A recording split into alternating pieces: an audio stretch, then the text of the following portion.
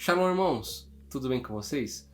Aqui é o Marcos Viana para mais um vídeo. E se você é novo por aqui, já chega se inscrevendo no canal, porque eu tenho certeza que você vai receber muita mensagem de Deus, você vai ser edificado por essas mensagens. E para você que é de casa, já clica no like, compartilhe esse vídeo com alguém para que possamos levar essa mensagem para o máximo de pessoas que conseguirmos. Amém? O tema que eu trouxe para vocês hoje é o avivamento das Ilhas Fiji. Esse avivamento aconteceu ali no entorno dos anos 2000. E o que acontece? O território de Fiji, o território desse arquipélago, é habitado basicamente por dois povos, que são os fijianos e os indianos, os hindus. Existia ali uma rixa entre esses dois povos e, historicamente, sempre havia um fijiano no governo, o presidente ou o primeiro-ministro daquela nação. E ali por volta dos anos 2000, um hindu ou um indiano, ele subiu ao poder e isso gerou uma revolta entre os fijianos e um extremista tomou o governo e eles fizeram um cerco ali no palácio do governo. E durante 65 dias, esse grupo extremista deixou refém todo o governo até que eles tiraram esse governante do poder. Isso gerou muita revolta no país, no território. Todo o comércio foi depredado. Isso afetou muito a economia daquele lugar e fez com que o povo sofresse muito, passasse fome.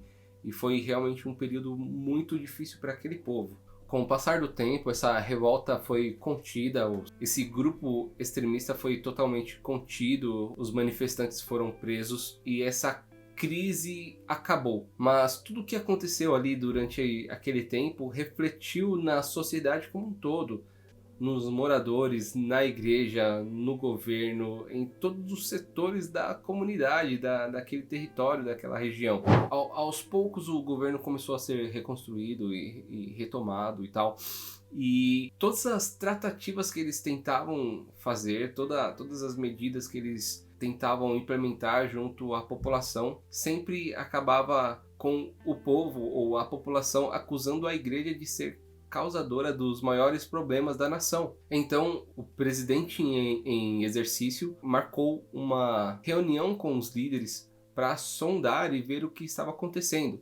O que acontecia era o seguinte: existiam várias denominações, como é comum em todo mundo, existiam várias denominações de igrejas evangélicas e essas igrejas elas sempre brigavam entre si. Defendia uma posição teológica, outro defendia outra posição teológica e assim eles se degladiavam e nunca chegavam a um consenso.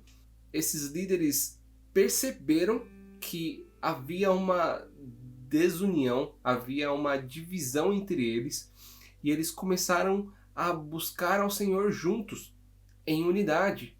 E eles marcaram agora por conta própria várias reuniões para abordar o tema e eles tomaram a responsabilidade. Eles conseguiram enxergar aquilo que eles estavam fazendo de errado, aquilo que estava desagradando o coração de Deus. E eles tomaram a responsabilidade daquilo que estava acontecendo. E eles começaram a se posicionar como igreja. Agora eles criaram uma frente unida, a igreja se juntou em oração, fez vários períodos e conclamaram jejum e arrependimento nacional. Toda a igreja reunida começou a buscar ao Senhor, buscar o arrependimento e se humilharam diante do Senhor, colocando ali as suas culpas diante do Senhor e pedindo a remissão da terra. Uma vez que eles começaram a se arrepender, eles começaram também a agir na sociedade. Eles voluntariamente, eles começaram a ajudar os centros comerciais a se restabelecerem, a reconstruírem as lojas que foram depredadas, e isso começou a gerar um impacto na sociedade. Então a primeira lição que nós tiramos aqui é tomar a responsabilidade. Nós precisamos, como igreja, entender que o pecado da nação é o nosso pecado. não é porque nós não agimos de forma XYZ, nós não estamos pecando ativamente em determinada situação, que nós não temos responsabilidade das ações que a população toma. Porque se a população toma qualquer atitude, é porque a igreja, é porque o corpo de Cristo não foi o suficientemente influente para que pudesse alcançar a nação, para que pudesse alcançar as pessoas que no poder faziam coisas erradas. Então, o pecado das pessoas é o nosso pecado e nós devemos nos arrepender por isso e tomar a responsabilidade de orar e buscar o Senhor para que haja uma restauração e o perdão dos pecados. E enquanto a igreja tomava ações para ajudar o povo, a ajudar a população de forma voluntária, a população começou a perceber que havia uma diferença na igreja.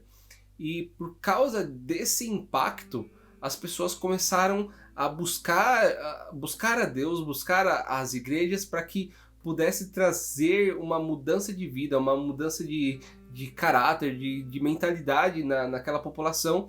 E isso começou a tomar proporções grandes e centenas de pessoas eram salvas todos os dias por conta dessa diferença que a igreja estava proporcionando naquela nação. Pouco tempo depois disso, houveram as eleições locais. O presidente eleito era um servo de Deus. Ele era cristão e o primeiro ato dele como presidente foi entregar aquela nação a Deus. Ele passou o governo para o Senhor. Isso foi tremendo. E ele instituiu ministros que também são servos de Deus. E isso foi assim um divisor de águas para a nação de Fiji. A igreja continuou trabalhando e se dedicando em influenciar a sociedade, até que um homem que tinha dores muito fortes, dores crônicas que nenhum médico da região podia curar a doença dele, ele foi até uma igreja e foi curado. E esse homem posteriormente foi reconhecido como o braço direito do maior traficante de Fiji. Esse homem não foi apenas curado, ele foi transformado pelo poder de Deus. Ele confessou a Jesus como seu Senhor e Salvador. E isso trouxe um impacto muito grande para a sociedade, para a população do lugar.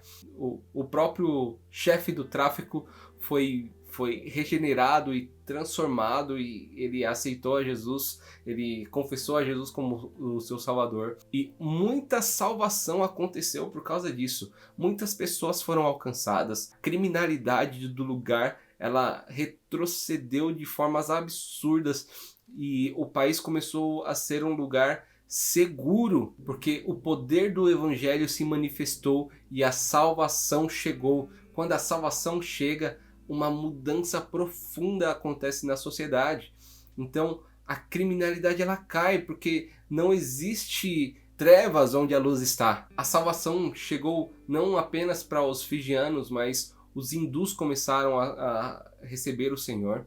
Uma menina que há 18 anos, ela tinha, desde a sua nascença praticamente, ela tinha um problema ocular que lhe causava grandes dores crônicas, e essa garota foi levada aos melhores médicos e hospitais da região e ninguém pôde dar a cura que ela precisava. Então, quando essas notícias do evangelho começou a chegar aos hindus, essa menina foi alcançada e houve cura, e essa cura foi tão poderosa que a visão dela foi 100% restituída. Então toda a sua família foi alcançada pelo poder de Deus. Eles receberam a Jesus. Isso começou a gerar muita salvação entre os hindus também. As Ilhas Fiji, na sua história, teve um peso muito grande por causa da bruxaria, do canibalismo. Existia muito canibalismo lá. Existem relatos dos primeiros missionários que chegaram a Fiji. Eles relatam que o cheiro que tinha naquela terra era muito forte, porque em todos os vilarejos, em todas as cabanas, tinha carne humana sendo cozida. Isso marcou demais aquela terra. E nós sabemos que quando existe bruxaria e coisas assim influenciada por culturas demoníacas, a terra sofre.